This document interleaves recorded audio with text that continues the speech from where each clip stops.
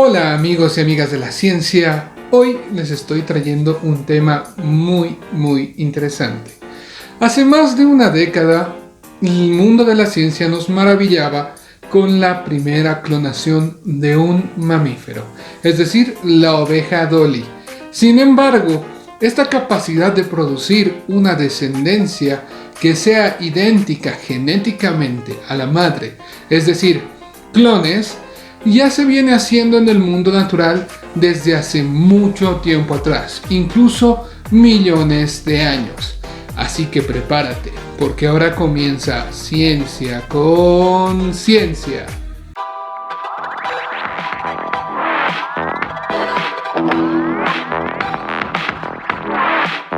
Hace una semana más o menos, un amigo mío me había mandado esta foto.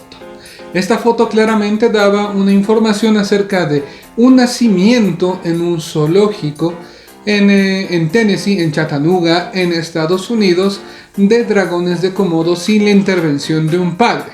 Es decir, la hembra de dragón de Komodo dentro del zoológico había logrado poner una gran cantidad de huevos, de los cuales habrían nacido 3 crías, sin que ésta se haya reproducido con su compañero como se pretendía hacer. Por ende, nacieron estas 3 crías, que se llaman Onis, Jasper y Flint. Pero, ¿cómo esto va a ser posible? Y la respuesta va a estar en la partenogénesis, que va a ser un mecanismo de reproducción que puede llegar a ser mucho más habitual en el mundo de las plantas, con excepción de las gimnospermas o coníferas, como quieran decirles, y menos habitual en lo que va a ser en el reino animal, sobre todo en animales vertebrados. De hecho, un pequeño porcentaje de animales vertebrados se va a llegar a reproducir de esta manera. Así que veamos de qué se trata esto. La partenogénesis va a ser una forma de reproducción donde la descendencia va a provenir de un óvulo sin fecundar. Eso quiere decir que no va a haber la unión de material genético entre el óvulo y el espermatozoide, y la descendencia no va a presentar el ADN del padre, si es que lo hubiese habido. Los hijos resultantes van a ser copias genéticas de la madre, es decir, clones. En el caso de los animales partogenéticos se debe suplir la falta de material genético del padre, para lo cual va a haber diversos procesos que van a inhibir o van a alterar la meiosis, que va a ser un proceso de división celular a través del cual, a partir de una célula diploide, se van a formar 4 células haploides. Las células haploides van a ser aquellas que van a tener un solo juego de cromosomas, y estas van a ser los gametos o las células sexuales, es decir, el óvulo y el espermatozoide respectivamente. Estas van a ser células haploides. Así pues, el objetivo de la meiosis es generar estas células, las células sexuales. Por esta razón, el óvulo y espermatozoide durante la fecundación van a unir sus 2 juegos haploides de cromosomas y van a generar un nuevo conjunto diploide completo, es decir, un ADN o genoma totalmente nuevo. Pero como ya les he dicho, en la partenogénesis este proceso se va a interrumpir o se va a ver alterado por 2 tipos principalmente. La primera de estas puede ser la apomixis o la partenogénesis apomíctica, donde se va a suprimir la división reduccional durante la meiosis y solo va a tener una maduración similar a una mitosis, que va a dar resultado un gameto femenino, es decir, un óvulo, que va a tener un número cromosómico igual al de las células somáticas, es decir, diploide. Al no existir una recombinación por crossing over, que va a ser un intercambio de segmentos entre cromátides hermanas, los descendientes de hembras apomícticas van a ser clones de sus madres. Los gorgojos, que son estos animalitos de aquí, van a presentar este tipo de partenogénesis.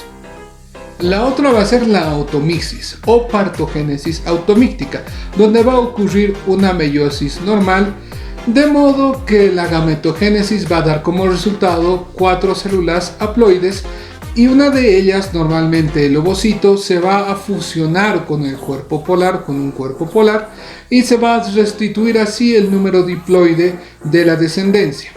La diferencia entre lo que va a ser la reproducción sexual y la automixis va a hacer que en la primera va a existir fecundación por un espermatozoide. A esto se le va a llamar anfimixis, y en la segunda se va a producir una autofecundación. Es por eso que se llama automixis. Este tipo de partenogénesis se ha observado en animales como los bichos palo, o como las moscas blancas, o como las polillas. Pero ¿cómo se ha ido originando este proceso de partenogénesis para que haya animales y especies partogenéticas? Se va a saber poco acerca de esto, cómo se ha originado este tipo de reproducción de hecho, y en el reino animal se han propuesto 4 mecanismos básicos que habrían dado y habrían determinado la transición a la asexualidad y a la unisexualidad. La primera va a ser la partenogénesis espontánea, donde los linajes partogenéticos habrían surgido de mutaciones producidas en los genes que van a intervenir en la sexualidad, en la meiosis o en los niveles hormonales. La otra sería la partenogénesis por hibridación, donde los híbridos que van a ser el resultado de un cruzamiento de 2 especies de reproducción sexual, donde la meiosis podría estar impedida y ello conduciría a una pérdida de lo que va a ser la sexualidad en esta especie híbrida.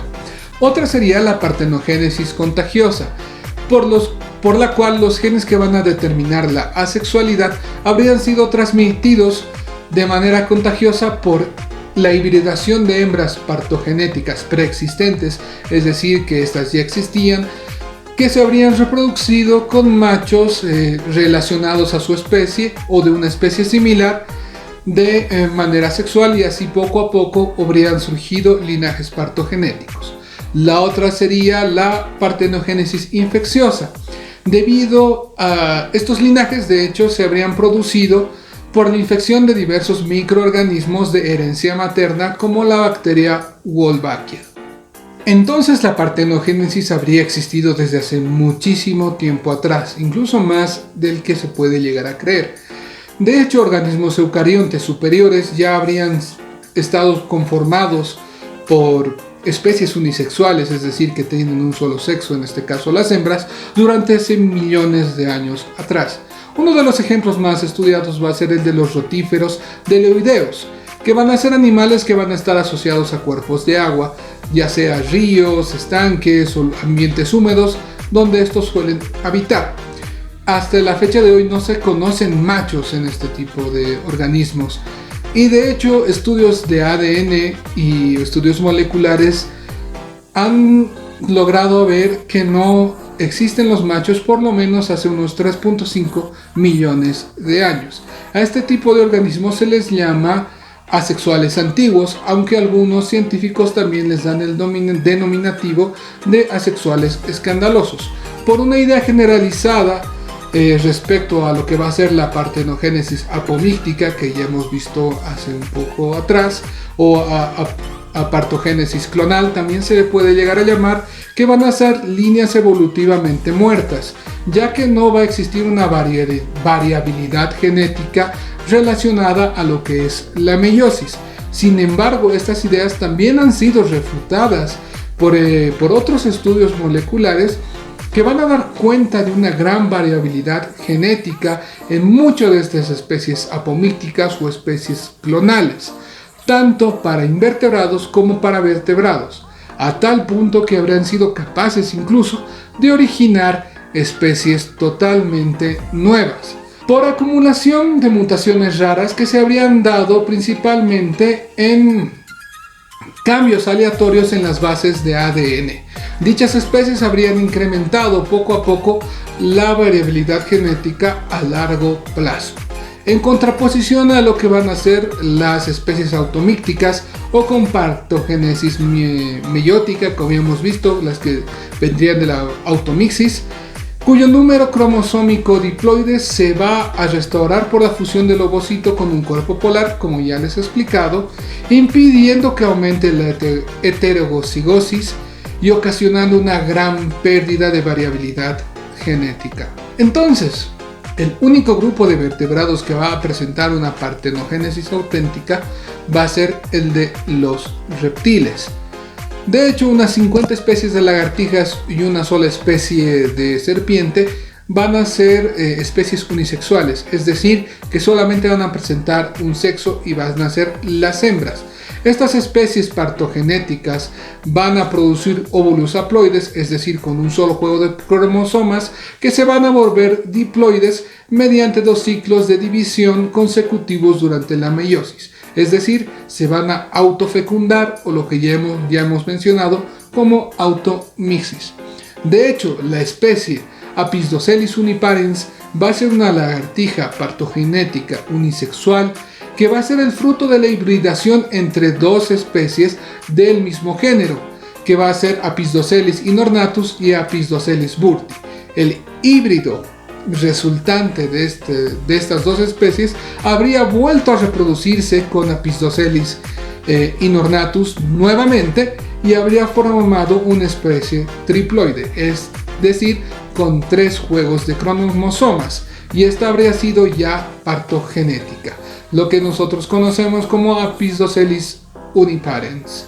De hecho, especies triploides, especies tetraploides en lagartijas van a ser bastante frecuentes, ¿no?, dentro de estas 50 especies, ya que van a tener un origen híbrido y a veces los genomas no se van a poder mezclar.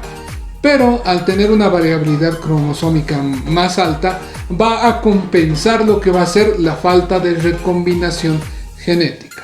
Esta especie, aun siendo unisexual, es decir, que está conformada solamente por hembras, se ha visto también que algunas hembras van a actuar de machos. Es decir, que en el momento de la reproducción, algunas hembras se van a comportar como machos y van a llegar a montar a otras hembras para que se produzca el óvulo haploide y luego la autofecundación.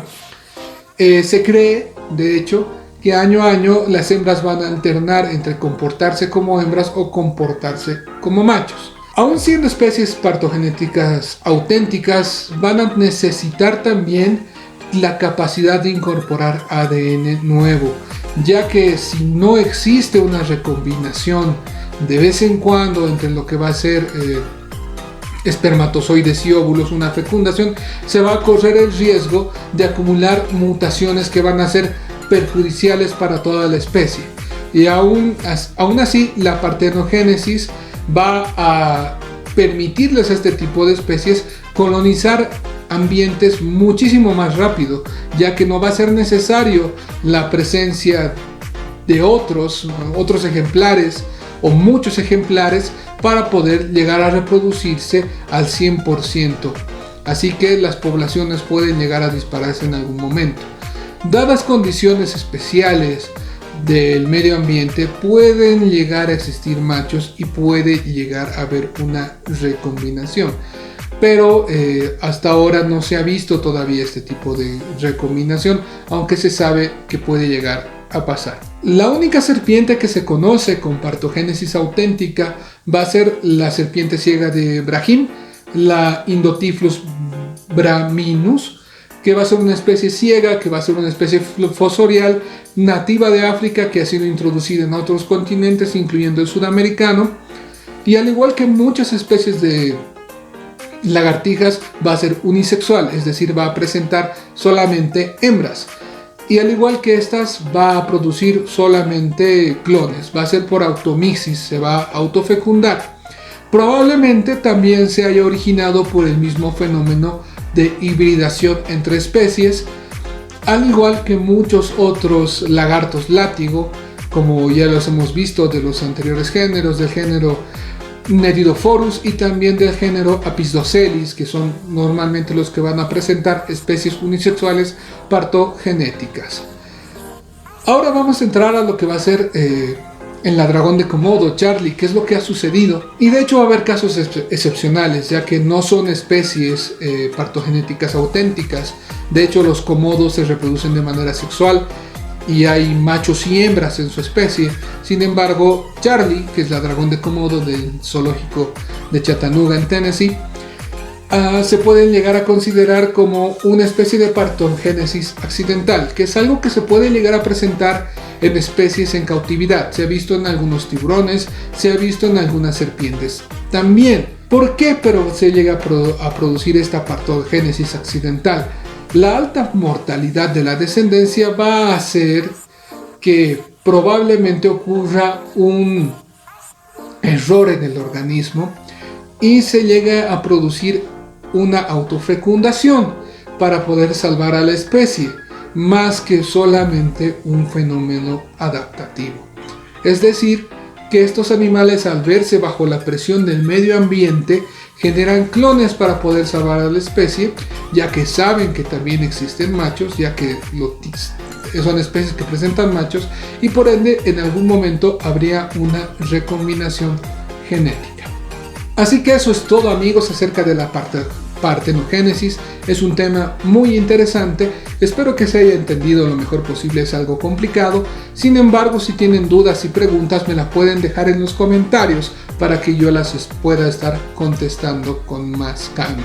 Ya saben, el único grupo de vertebrados que presenta partenogénesis real, es decir, una inmaculada concepción, van a ser los reptiles. Dentro de lo que van a estar los lagartos cola de látigo. Así que si esto les ha gustado, dejen un like, comenten, suscríbanse, es muy importante para ayudarme a traer mejor y mayor contenido, y nos vemos la siguiente semana para el fin de nuestra serie Los animales y plantas de los billetes, con el billete de 200 bolivianos. Así que eso es todo, amigos, hasta la próxima, adiós.